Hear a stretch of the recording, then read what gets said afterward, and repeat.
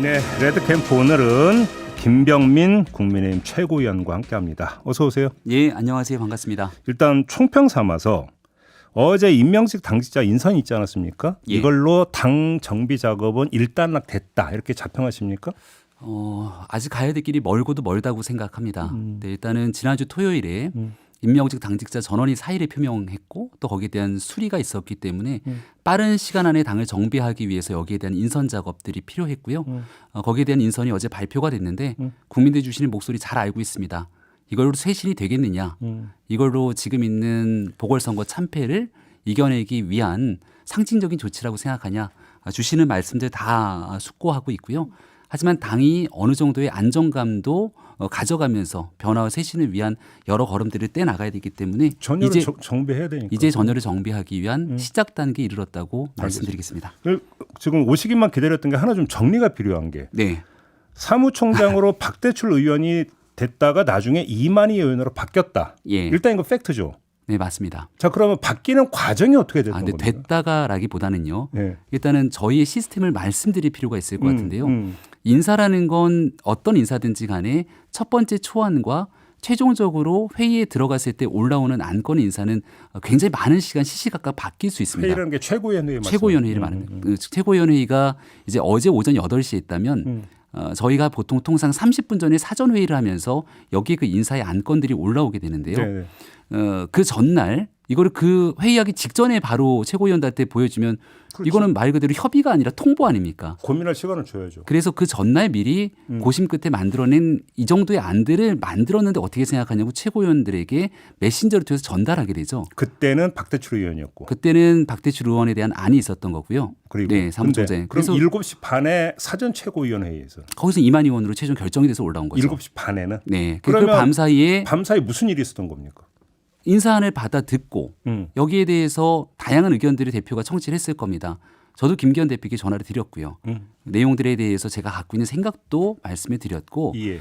또 그 중에서 이제 박대출 의원이 정책위 의장을 하면서 우리 당내 평가에는 집권당의 정책위 의장으로서 소신 있게 용산과 주도권을 가져가면서 일을 열심히 했다는 평가들이 당내에 있습니다. 예, 예. 그리고 개파적인 시각으로 보더라도 또 사람들이 친윤하지만 과거에 있었던 대통령 선거 과정에서 애당초 윤석열 경선 후보를 도왔던 분도 아니거든요. 네. 그런 복합적인 내용들은 우리 당내 일들이고요.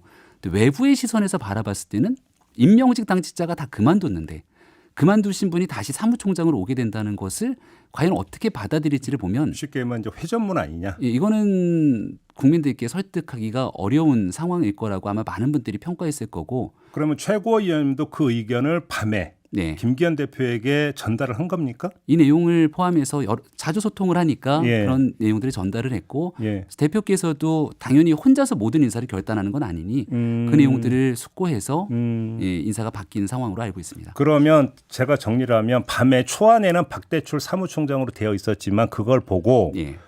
김병민 최고위원께서는 이건 좀 문제가 있다라는 그 지적을 하셨고 너무 공개적으로 말씀 주시는데요.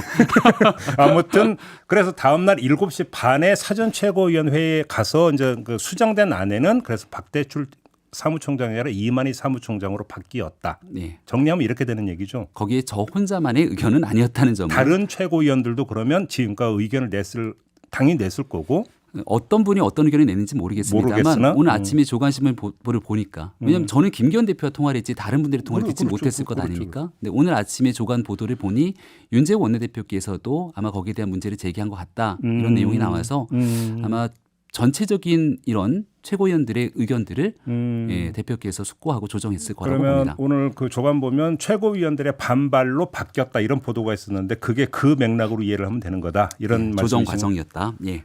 그러면 이미 7시 반 사전 최고위원 단계에서는 이만희 사무총장 아니의 최고위원들한테 예. 보고가 된 거잖아요. 맞습니다. 그럼 제가 하나 이해가 안 되는 게 조수진 최고위원의 핸드폰이 지금 찍혔잖아요. 예. 그건 사전 최고위원회가 아니라 8시 그러니까 최고위원 회의 때 아닙니까? 공개 최고위원이죠. 사전 그러면- 최고위는 누가 들어올 수가 없으니까. 그러면 그 카톡 내용은 이미 그 하루 전날 밤에 있었던 내용이잖아요. 밤에 받은 메시지를 저도 유심히 보니까 그날 오전 7시에 김성호 전 의원에게 보냈더라고요. 7시에. 그날 오전 7시. 예, 그러니까 예. 사전 최고위 하기 한참 전인 거죠. 그렇죠.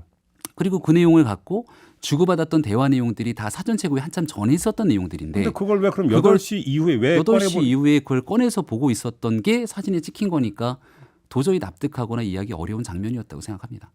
그럼 혹시 찍힐 걸 예상하고 꺼내보셨다는 말씀이십니까? 그러지는 않았을 건데요. 예. 그러니까 무튼 이 내용들이 밖으로 알려지면서 당이 수습하고 또 국민들께 신뢰를 다잡아가기 위해서 정말 처절한 몸부림의 과정이 있다고 저는 생각을 하는데 이런 일들이 퇴색되는 상황들이 연출된 것 같아서 특히 언론인 출신이시고 예, 예, 그렇죠. 그리고 국회에서 이미 수많은 휴대전화 노출 사건으로 많은 분들이 곤혹을 치렀던 걸 모를 리가 없는 상태 텐데 참으로 안타깝습니다.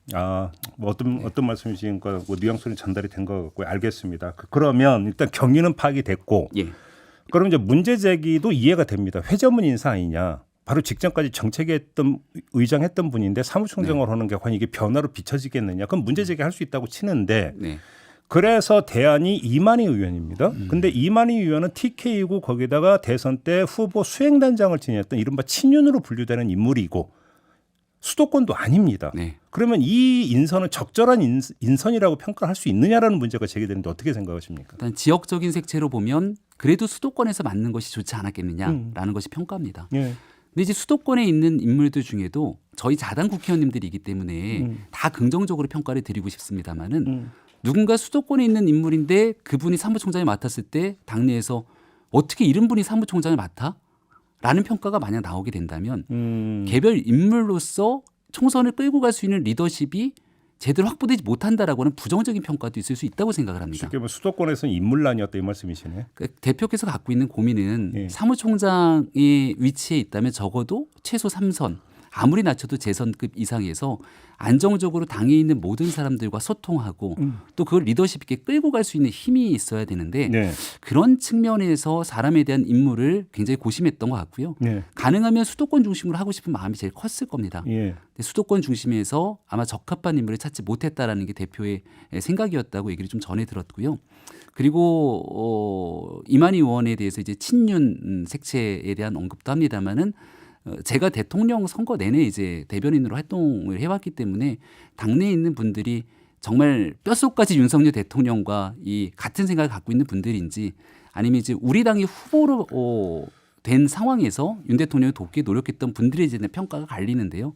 이만희 의원도 경선 때부터 활동하셨던 분이 아니라 당의 후보가 되고 난 다음 수행단장을 맡았기 때문에 그런 인사들까지 다 모두가 친윤이다 이렇게 언급하게 되면 국민의힘에서 친윤 아닌 분들 찾기가 참 어려울 것 같다는 생각도 듭니다. 속칭 이제 찐윤은 아니다.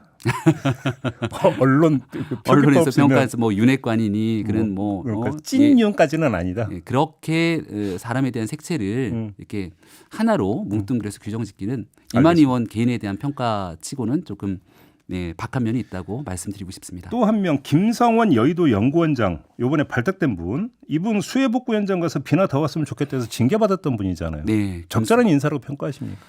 국민 눈높이에 맞춘 그 상징적인 면을 보게 되면 아쉬운 측면들이 있다고 생각합니다. 예. 저도 이분에 대한 임명이 되게 되면 제일 먼저 나올 비판이 바로 이 말씀 주셨던 내용일 거라고도 생각하고 얘기도 전해드렸고요. 근데 이제 여의도 연구원장이 갖고 있는 상징성도 중요하지만 실질적인 전략을 짜고 그 내적인 내용들을 만들어가는 실력도 중요하다고 아마 대표는 판단을 하셨던 것 같고요. 참고로 꼭 말씀드리고 싶은 건 뭐 민주당과의 비교를 통해서 우리에 대한 면피를 얘기 드리는 건 아닙니다만 그 말의 실수 때문에 실언으로 6개월 당원권 정지를 받았습니다. 그래서 6개월 동안 아예 당에 대한 모든 활동을 하지 못했고 본인도 정치적으로 굉장히 무거운 책임감을 가졌을 거라고 생각을 하고요.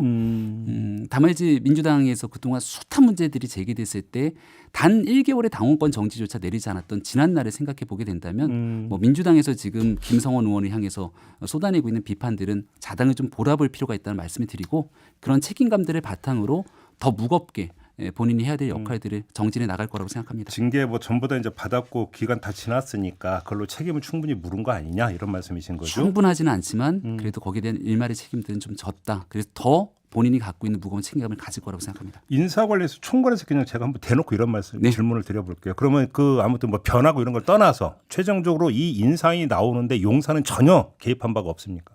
저는 제가 용산이랑 단 1도 소통한 바가 없기 때문에 김기현 대표도 마찬가지일 거라고 생각하시고. 김기현 대표도 여러 가지 고심을 가지고 예. 인선을 본인 판단을 갖고 했을 것이고 아마 당내에 있는 수많은 사람들의 의견을 경청했을 거라고 봅니다. 알겠습니다. 네. 그 보궐선거 패배 때문에 이제 인사 있고 했던 거잖아요. 예. 보궐선거 이제 패배 원인 이야기를 잠깐 넘어가서 짧게만 말씀을 드리면 결국은 핵심은 윤석열 대통령이 이끄는 정부의 국정 기조의 문제고 예. 두 번째는 당정 관계 설정의 문제인데 여기서 이 변화 조짐이 안 보인다라는 평가가 나오고 있는 건 어떻게 받아들이십니까? 아직 시작을 하지 않았기 때문에 예. 이제 2기 지도부가 어제자로 정비가 돼서 아직 첫 번째 최고위원회도 안 한 상태입니다. 국민들께서 주시는 목소리가 어떤 건지 잘 알고 있습니다. 그리고 정권 교체를 통해서 윤석열 정부와 집권당이 기대하고 있었던 모습이 뭔지도 잘 알고 있고요. 지난 보궐선거를 생각하면 그 지점에서 경제적인 문제, 서민들이 겪고 있는 고통들 이런 걸 해결하는 게 집권당과 정부의 모습일 텐데 그런 목소리가 잘 보이지 않고 오히려 정치 정쟁에도 몰입된 것 아니냐. 국민들께서 아니라고 얘기를 하면 좀 들어야 되는데 예. 부족한 것 아니냐라는 목소리도 잘 알고 있습니다. 근데 이런 거를 당이 좀 주도적으로 바꿔나가야 되는 것 아니냐는 목소리이기 때문에 그거를 김기현 대표와 새로운 지도부가 얼만큼 해나갈 수 있을지가 앞으로 관건이라고 보고요.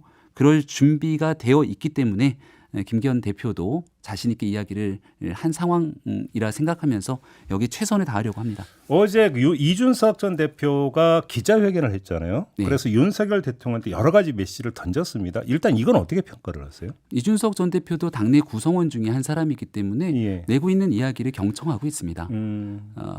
당내에 다양한 소통이 필요한 것 아니겠습니까? 근데 참고로 이준석 전 대표도 꼭 좀 생각했으면 좋겠는 것이요. 이 전 대표도 본인이 윤 대통령과 당을 향해서 여러 얘기를 내고 있는 것만큼 안철수 전 대표처럼 당내에 있는 많은 사람들도 이 전 대표에 대해서 다양한 의견을 개진하고 있습니다. 네. 그럼 본인의 목소리를 다른 사람에게 존중받기 원한다면 다른 사람의 목소리에 대해서도 존중할 필요가 있습니다. 근데 제가 이 전 대표의 어제 기자회견을 쭉 보면서 그 진정성에 대한 마지막에 대한 아쉬움이 한 가지 남았던 거는 예. 기자들이 안 전 대표가 기자회견을 함께 열었기 때문에 묻는데 아픈 사람과는 상대하지 않겠다라고 얘기를 하더라고요. 예. 이거는 이런 방식의 소통 과정으로는 오로지 나만 옳고 다른 사람의 얘기에 대해서는 아예 들을 가치를 끊어버리게 되는 소통 방식에 저는 문제가 있다고 보고요. 이 전 대표가 용산 대통령실의 오류에 대한 오류의 인정을 언급했더라고요. 근데 마찬가지로 당내에서는 이 전 대표가 갖고 있는 정치적 오류에 대해서 지적하는 사람들도 많이 있습니다. 근데 이 전 대표는 단 한 번도 본인에 대한 정치적 오류는 인정하지 않죠. 예. 그러니까 소통하기 위한 가장 근본적인 기본 자세는 나도 같이 소통할 수 있다는 열린 자세가 필요한데 네. 저희가 그럴 소통의 변화 과정들을 위해서 더 노력해야 된다고 생각하고 이 전 대표 얘기도 들을 준비가 되어 있습니다. 알겠습니다. 그러면 안철수 의원이 지금 이준석 대표에 대한 제명 청원을 내지 않았습니까? 이건 네. 어떻게 평가하세요? 안 전 대표가 개인적으로 활동하고 있는 일에 대해서 지도부가 가타바타 그런 부분들이 얘기할 필요는 그럼 없다고 그 생각합니다. 중앙윤리위원회에서 알아서 하면 된다. 뭐 본인이 그런 것들을 제기하면 예. 당에 있는 시스템에 따라 움직일 뿐 예. 당에는 수많은 당원들의 목소리와 움직임들이 있는 거니까 네네. 그 중에 하나의 개별적인 의견으로 보고 있습니다.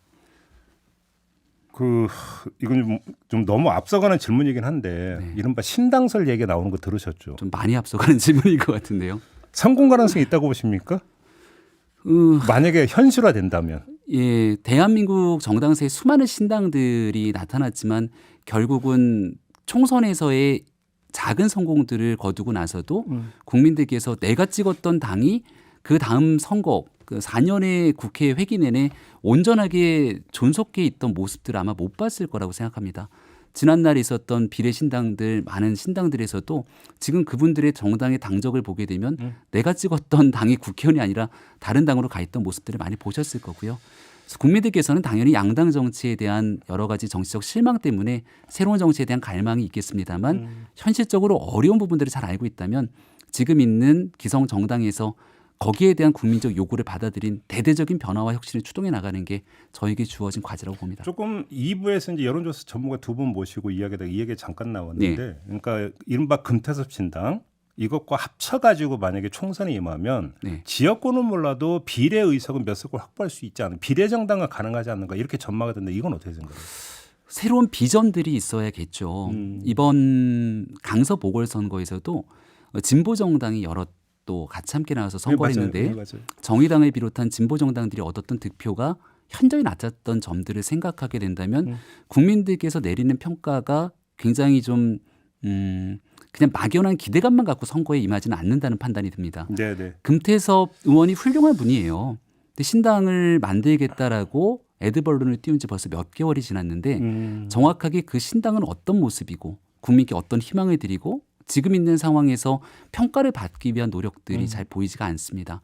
그만큼 국민의 평가는 냉정하기 때문에 네네. 단순하게 양당 정치에 대한 양비론의 측면만 가지고 새로운 신당에 대한 기대감과 그 성공 가능성을 타진하기에는 여전히 유권자의 수준이 너무 높다 이렇게 말씀드립니다. 알겠습니다. 아까 이준석 전 대표의 기자회견으로 처음 돌아가서 이제 마무리 질문이 이게 될 것 같은데 이준석 전 대표가 어제 기자회견에서 예를 들어서 홍범도 장군 흉상 문제라든지 예. R&D 예산 문제라든지 이런 것들에 대해서 그러니까 재검토가 필요하다는 취지의 주장을 했잖아요. 예. 근데 당정 관계가 수직적이 아니라 수평적이 되려면 최소한 이런 목소리가 네. 그리고 이런 요구가 주장이 당에서 지도부에서 나와야 되는 거 아니냐는 지적도 있거든요. 네. 어떻게 생각하십니까? 홍범도 흉사 문제가 나왔을 때 가장 먼저 과유불급이다라고 얘기했던 게 제가 라디오에서 했던 목소리라고 생각을 합니다.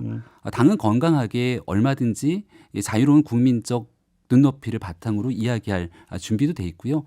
다만 이제 제가 얘기했던 그런 목소리들이 전체적인 당의 이 주체적인 전반적인 흐름으로 그렇죠. 이어지지 못했다고 하는 평가에 대한 지도부의 목소리로 예. 내용도 잘 알고 있습니다. 예.